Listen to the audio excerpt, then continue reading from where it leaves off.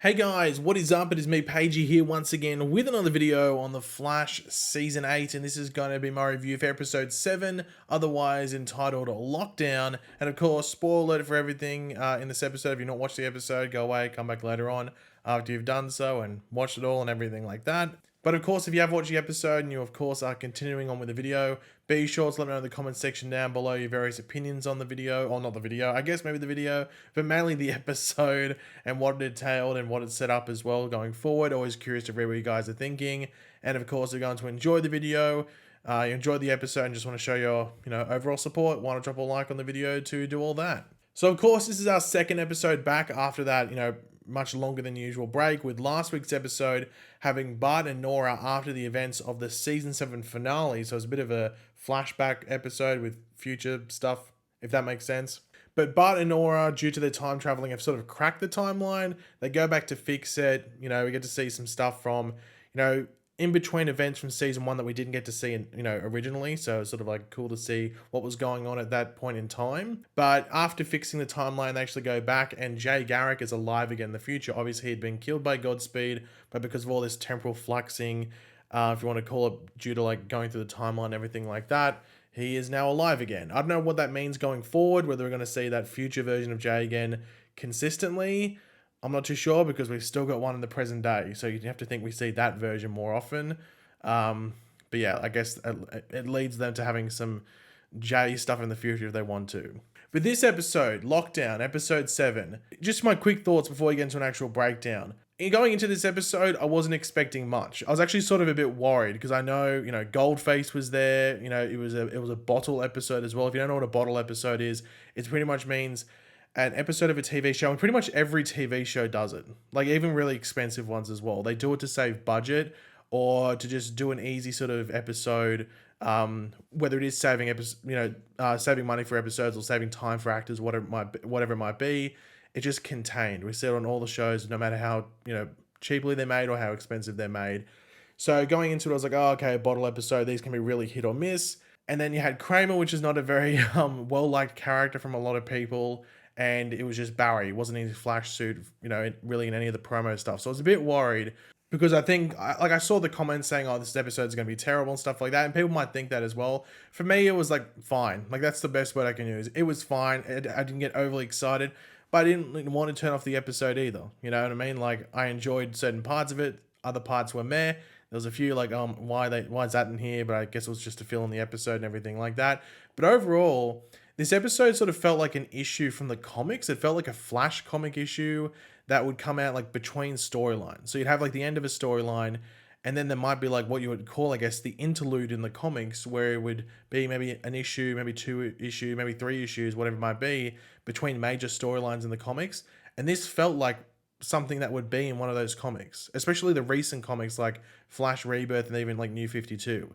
It really felt like something from that, which sort of surprised me because I wasn't expecting that going into the episode. Now, you might disagree completely. That's fine. I just wanted to give my opinion on what I felt the episode felt like. But into the actual episode itself, let's get into the actual, I guess, breakdown, if you want to call it. So we do start in Star Labs with Chester looking over and monitoring the Flash and his crime fighting, which I thought, well, yeah, you'd expect someone to be doing that. Chester's on monitor duty, I think he called it. Now, he had this, I think it was a Supergirl lunch bag. I'm assuming it was Supergirl because, Supergirl over Superman, I guess, because it was pink. Is that a controversial thought? I don't know. It had a little cape, which I thought was pretty funny. But anyway, we get this Allegra and Chester awkward romantic tension scene. I'm still not feeling it at all. I need to know, is anyone else feeling it? I'm not buying into it at all. It just doesn't work for me. Why can't they just be friends? I don't know. Anyway, they want to make it a romantic thing, I guess.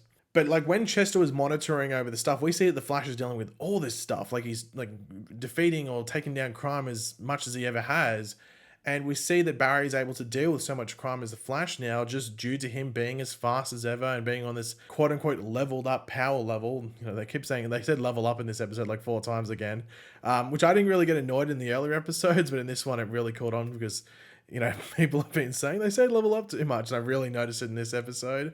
But yeah, just this heightened power level, he's able to deal with the crime as fast as ever, and he's got a bit more time on his hand, I guess. And I think this was a cool way to pick up from Armageddon and carry on from that, seeing him in the gold boots as well. This is like we actually got to see him in a full shot with the gold boots. You actually didn't get that in Armageddon Part 5. You got it in this episode, though, with a full shot with him in the gold boots, which I thought was cool. But yeah, the Flash is stopping all these crimes, and Barry thinks that, that's great and everything like that. But we see the perspective from the side of the CCPD, and more specifically Kristen Kramer, where they're just like overflowing with these criminals coming in and not having any actual information on what these people did wrong. The Flash is just going, here's some criminals, and then leaving. It's like, I don't even, it's like, it's almost like, I know, like an Uber Eats or a DoorDash driver going into a restaurant that just bags in and goes, there's the food. It's like, well, where am I meant to deliver it? Do I have any addresses?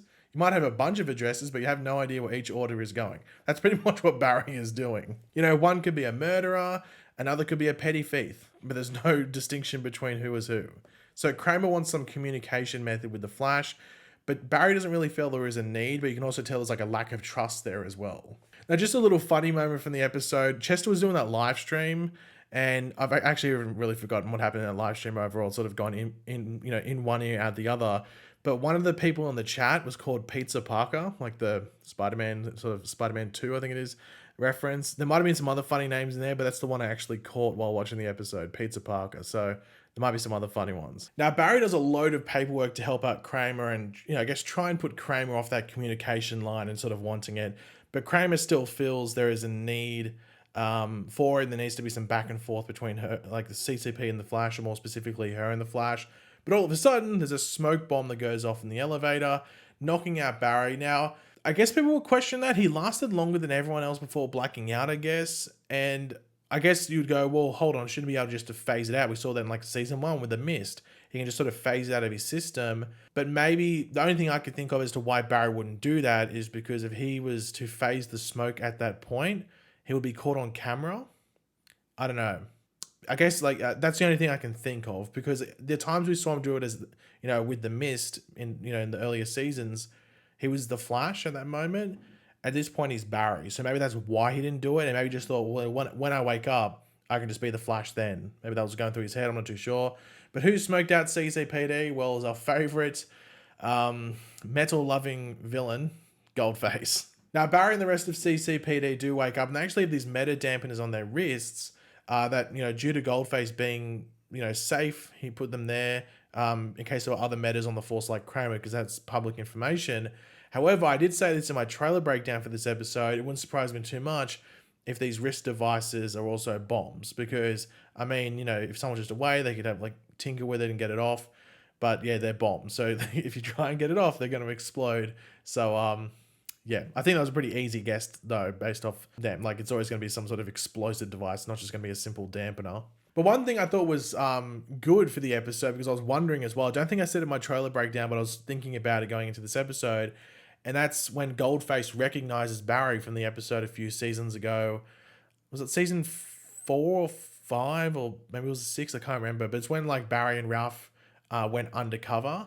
So Barry is already on super surveillance by Goldface due to that, constantly referring to him as the chemist, which was Barry's cover name from that episode. But Goldface is after contents within the armory, which was in the trailer, so not so much of a surprise there. But he's actually going off intel from Aminette Black, so she's technically in the episode, but not in the episode at the same time. He talks to her on the phone a couple of times and stuff like that. I don't think the episode would have worked if she was in. I think it just had to be Goldface and his partner in crime, because I think that other dude was the only one that stayed in there. All the other ones were dressed as CCPD officers, and they went on the outside to sort of just tell people not to go up and stuff like that. But Goldface is after something else that we've seen on the show before, that meta bullets, or the meta bullets were the meta weapon. It was just a normal gun, wasn't it? That just shot those meta bullets. But I think it was from, was it last season? I think it was the beginning of last season. However, it's missing from its case. Goldface isn't happy, and Barry's going to be the expendable one in Goldface's eyes, and using Barry to try and get what he wants.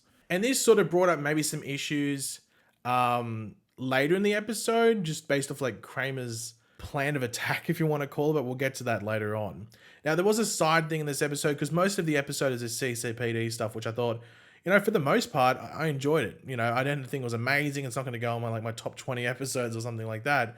but I enjoyed it for what it was. The bit where, I think it became an issue, and I don't think many people would have liked it, at least I don't think so, is when we're on this, like, Frost Caitlyn side story. So we officially meet this Marcus character that was seen in that future engagement party between Thawne and Iris during Armageddon. He was that random dude that was there, and he had been referenced earlier on in earlier episodes of Armageddon as well. But Frost and Chillblaine are at the bar they go to after there's like an issue with their dinner reservation. They're singing Cold as Ice. I mean, I would have gone for Ice Ice Baby, but I guess Cold as Ice is maybe like the better duet song between the two. I'm not too sure. Now, overall, wasn't the biggest fan of this. If you're going to put it in an episode, you chuck it in this one. And I think they wanted to for some development and certain things, but I don't know, just a lot of it just felt like drama for drama's sake. I think they could have done something else a bit better, but it was sort of like a throwaway thing. And I guess if you're going to put it in an episode, it's going to be this one, isn't it? I think that's probably what they could have done. So yeah, I understand why I was here, like, or why they would chuck it in this episode, but overall, this whole thing, I just didn't really care for it too much. But we have, like, Caitlyn's concern for her spending, like, for Frost spending all this time with Chillblaine, and obviously where they could lead. And I must say, it would have been awkward to be Marcus in that situation. I mean, I would have been like, hey, seriously, I'm still here. This is really awkward. But we do have a conversation with Chillblaine and Caitlyn later on. Chillblaine sort of trying to make Caitlyn, I guess, see from, like, another's perspective and not trying to control and judge and focus on herself going forward and everything like that.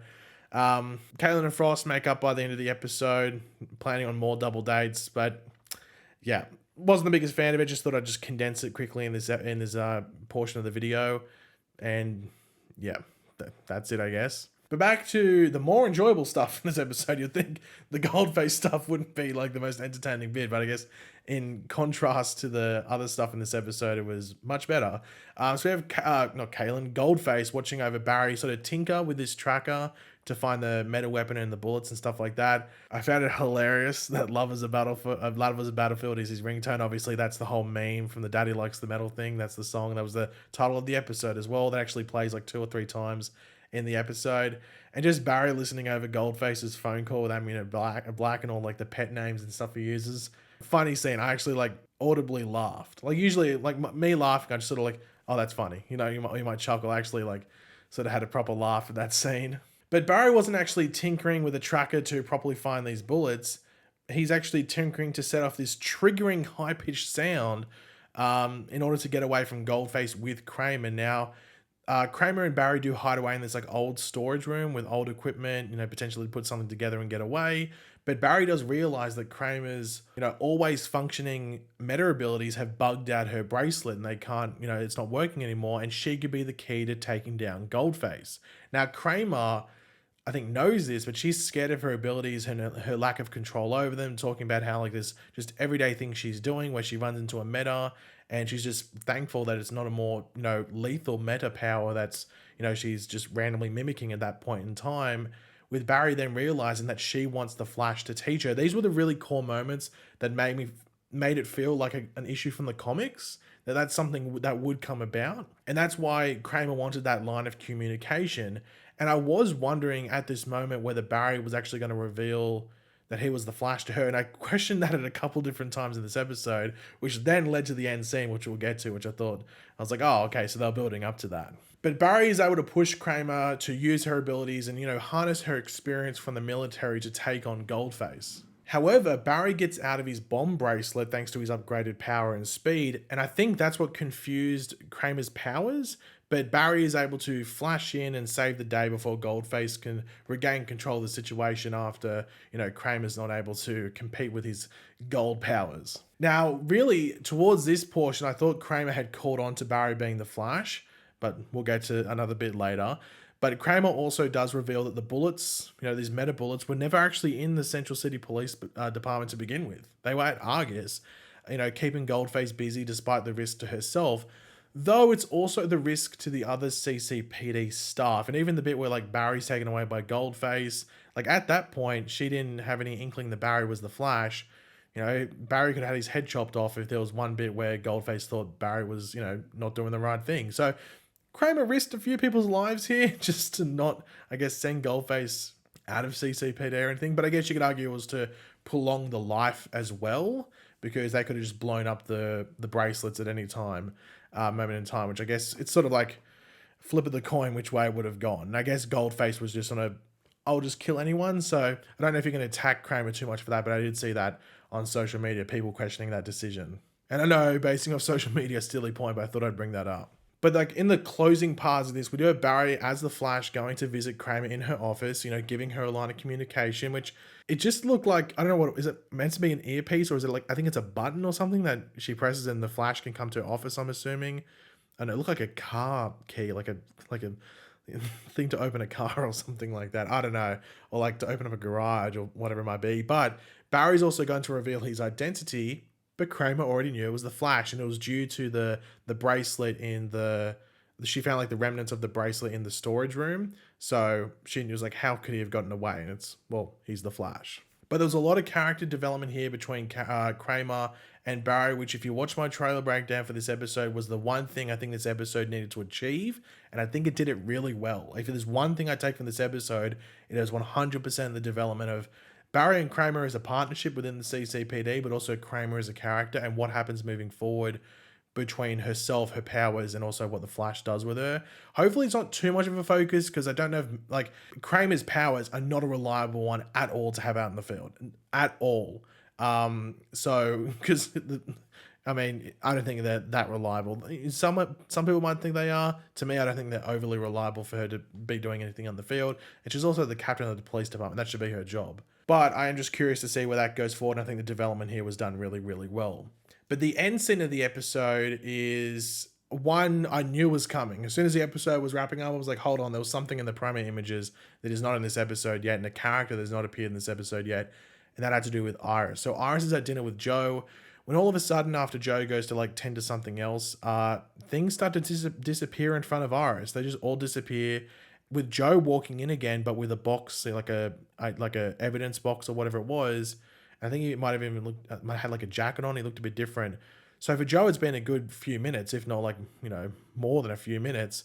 And Iris is losing her place in time. She's like just skipping through time. And obviously it's making her freak out a bit. And then we see her eyes glow green, time sickness. This is ramping up. But from what's been said, I don't think it happens till later in the season, like a good few episodes forward. So I wonder if like they're going to do like the end credit scenes for a few episodes in a row are time sickness related, or they're just sprinkled throughout episodes here and there. I'm not too sure how they're going to go about it, but I know that's a pretty bad sign, unless there's a bit where like Iris literally just disappears or something like that, and then appears like 3 weeks later or something and just hasn't experienced any of that, or at least can't remember it, or just was never there, something along those lines. But I'm curious to see how they tackle this time sickness, because I don't necessarily know what the end goal is, but it's got me hooked. So can't wait to see how it plays out. But yeah, overall, look, this episode, was it amazing? No. Was it fine? Yes. Did I think it achieved what it needed to do? If it was the Kramer stuff, then I think yes. And sure, there was some meh moments, some cringy moments, if you want to call it, but still some funny moments. And I went into this episode just expecting to have a bit of fun, not take it too seriously and everything like that. And that's what I got. Do I want more episodes like this? No. I haven't seen the promo for next week. I think I saw someone message me on Twitter saying, oh, it looks like another filler. Hopefully not, because based off everything that's been said, it seems like that might be the start of the next graphic novel, and it sort of plays into like villains and everything like that. So I think next week might be the proper start of the next graphic novel, but we'll talk about that in the trailer breakdown, I guess tomorrow from when you're watching it. I guess tomorrow, probably from when you're watching this video. But yeah, thanks for watching, guys. Hopefully you enjoyed the video. If you did, it'd be awesome if you could drop a like on it to show support. Let me know in the comments section down below your various opinions about this episode. What you like, what you hate, any issues, what you like the most. What would you give it out of 10, I guess? Let me know all that in the comments section down below. And of course, if you are new to the channel, make sure to subscribe. And I'll catch you guys later. Goodbye.